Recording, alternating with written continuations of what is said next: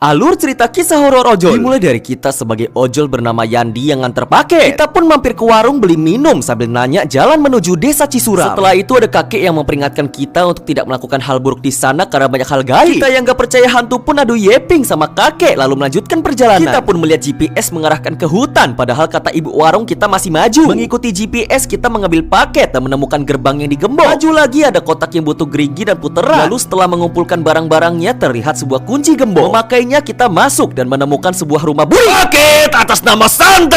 Setelah mengetok lama akhirnya Santi keluar memberikan paket. Kita foto lalu kembali. Tapi saat ke motor ada yang ngomong sama kita tapi gak ada orangnya. Menghiraukannya saat di rumah kita ngecek foto Santi tapi fotonya buri. Setelah itu kita ke dapur untuk masak mie. Tapi saat masak ada suara toke yang bunyi ganjil dan itu menandakan hal buruk. Lanjut. Kita pun makan mie sambil nonton TV dan ada berita tentang pelaku pengturuan wanita yang ditangkap. Lalu dari arah dapur ada yang wush. Setelah makan kita minum air dan tidur. Tapi saat bangun kita ada di hutan. Ada kuntilanak. Melarikan diri kita bersembunyi dan kutilnya pergi. Terlihat jalan keluar digembok 3 dan kita bertemu kodok lucu. Sekarang kita perlu mencari 3 kunci dengan menyelesaikan puzzle. Tapi saat melakukannya kita dikejar kuntilanak. Ada kumbang biru. Kita berhasil mendapatkan 3 kunci dan kabur. Tapi di depan ada kuntilanak. Untung aja kuntilanaknya gak lihat.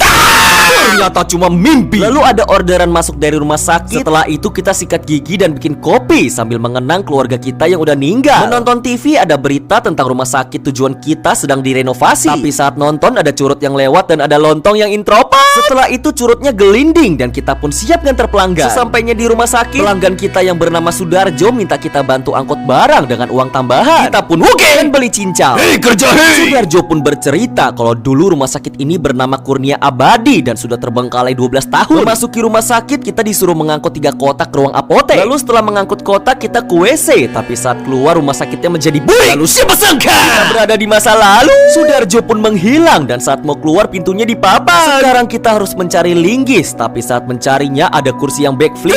Ada lontong yang ngajak tatap mata. Kita pun gak boleh lihat matanya, kalau tidak dia cepuk ke kunti buat nyerang kita. Setelah itu kita menemukan linggis tapi perlu 2 patung siluman. Patung pertama ada di dalam jam yang perlu 2 jarum. Jarum pertama ada di kursi dan yang kedua ada di lontong kelepek-kelepek. Membuka peti dengan kunci segitiga dan kotak, lontongnya langsung kalem. Setelah itu kita pasang jarumnya dan setel ke jam 9.25. Plek. Sekarang ada satu lagi di dalam lemari yang butuh kunci. Plek. Kita arahin posisinya belakang, kiri, dan kanan. Setelah itu kita dapat linggis. Akhirnya kita berhasil keluar tapi kita terkenok karena lontongnya ngeri. Sudarjo pun datang mau kasih nafas buatan. Tidak, cepatlah bangun badan, cepat. Kita selamat. Lanjut. Saat bonceng Sudarjo dia cerita kalau ada perempuan yang turu saat perampokan bernama Sinta. Dia pun tinggal di rumah dekat hutan dan lokasinya mirip dengan rumah Santi. Setelah sampai kita dikasih uang tambahan. Tapi saat mau pergi ada nenek yang minta bantuan cariin 8 rumput mutiara karena dia sudah jompo. Merasa kasihan kita mengiyakan. Lalu neneknya bilang kalau di belakang kita ada perempuan baju hijau dengan wajah marah. Tapi Hoak.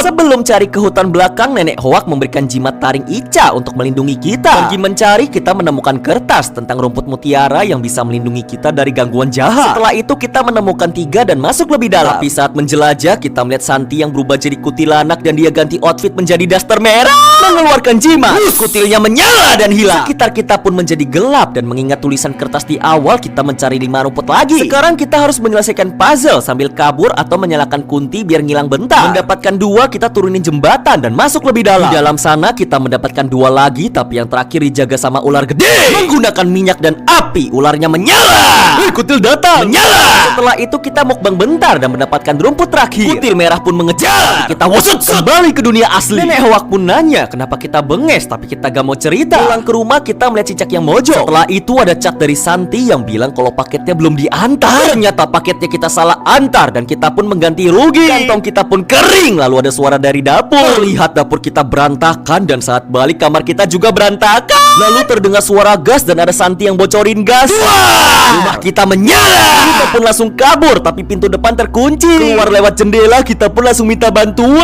Lalu terlihat Santi di atas genteng menatap. Lalu dia telepon. Kita dibawa ke suatu rumah. Lalu siapa sangka Santi adalah Sinta.